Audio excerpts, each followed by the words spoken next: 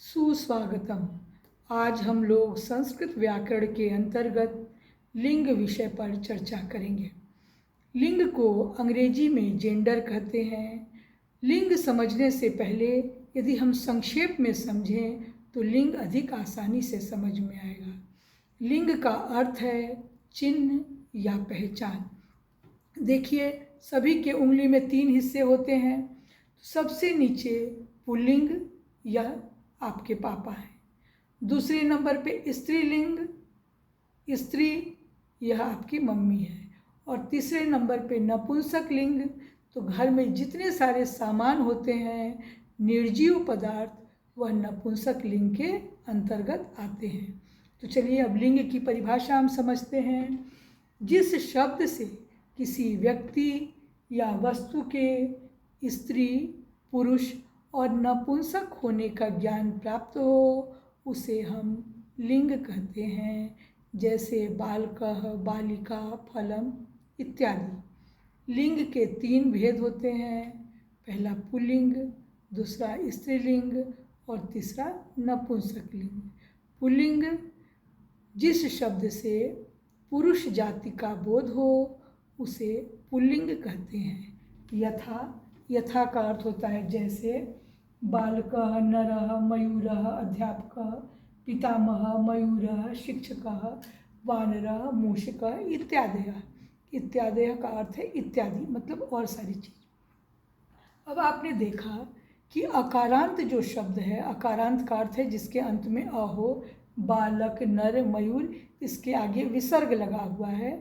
तो जो अकारांत शब्द के आगे विसर्ग लग जाए वह पुल्लिंग का शब्द है। दूसरा स्त्रीलिंग, जिस शब्द से स्त्री जाति का बोध हो उसे स्त्रीलिंग कहते हैं। जैसे बालिका, नारी, मयूरी, अध्यापिका, पितामही, वानरी, मूषिका, अजा इत्यादि।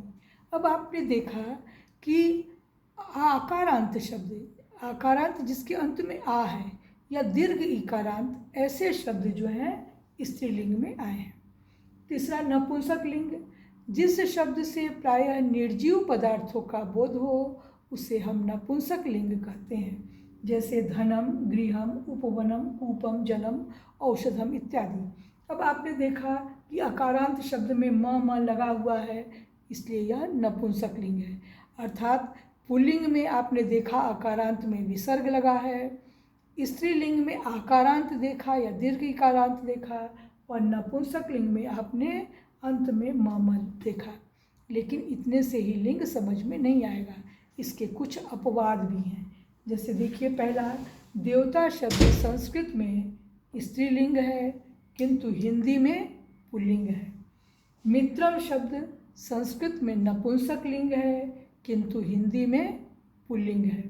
तीसरा मनः, पयः, यशः शब्द जो सकारांत शब्द है वह संस्कृत में नपुंसक लिंग है। चौथा तवतु प्रत्यय, तवतु प्रत्यय लगने से जो शब्द बनता है वह इसके रूप तीनों में चलते हैं। जैसे देखिए, मैंने गम धातु का उदाहरण लिया है।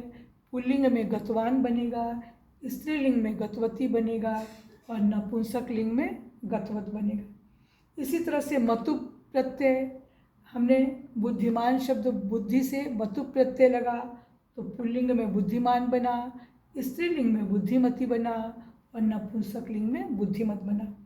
अब हमने संख्यावाची शब्द लिया है, 1 से 4 तक संख्यावाची शब्द, इसका पुल्लिंग में भी रूप चलेगा, स्त्रीलिंग में भी और नपुंसक लिंग में भी। जैसे हमने लिखा 1 का रूप पुल्लिंग में एकः बनेगा, स्त्रीलिंग में एका बनेगा और नपुंसक लिंग में एकम बनेगा। इसी तरह से 2 का रूप पुल्लिंग में द्वौ बनेगा, स्त्रीलिंग और नपुंसक लिंग में द्वे द्वे बनेगा। 3 का रूप पुल्लिंग में त्रयः बनेगा, स्त्रीलिंग में तिसरा बनेगा और नपुंसक लिंग में त्रीणि बनेगा। 4 का रूप पुल्लिंग में चत्वारः बनेगा, स्त्रीलिंग में चतस्रः बनेगा और नपुंसक लिंग में चत्वारि बनेगा। और 5 से आगे जो रूप हैं वह तीनों पुल्लिंग, स्त्रीलिंग और नपुंसक लिंग में एक समान चलते हैं। इसी तरह से पर्यायवाची शब्द जो है, पर्यायवाची शब्द को हमने लिखा है। वृक्ष का पर्यायवाची पुल्लिंग में वृक्षा होगा, तरुः होगा। लेकिन जो उस पर लगने वाला फल है वह नपुंसक लिंग हो जाएगा। जैसे पत्ता, तो पत्ता जो है पत्रम हो जाएगा नपुंसक लिंग में, और लगने वाला जो फल है फलम, वह भी नपुंसक लिंग में चलेगा।